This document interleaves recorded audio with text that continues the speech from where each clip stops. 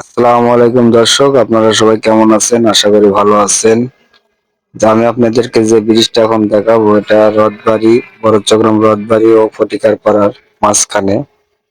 এটা রথবাড়ি ব্রিজ নামে পরিচিত। দেখুন ব্রিজটা ভেঙে যায় আছে মোটামুটি 3 বছর হচ্ছে।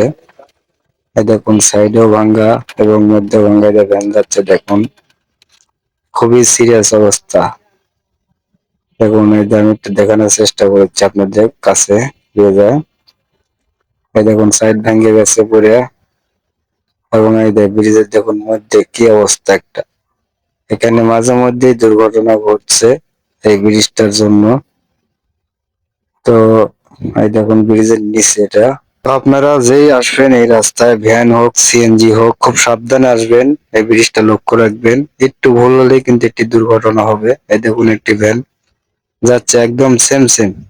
একটু ভুল হলেই যে সকল সিএনজি ভ্যান ও মোটরসাইকেল যারা আসবেন জামতলী থেকে বড়চক্রমের উদ্দেশ্য, এবং টালিগঞ্জ থেকে যারা জামতলী উদ্দেশ্য করে যাবেন, তারাও সাবধানে আসবেন।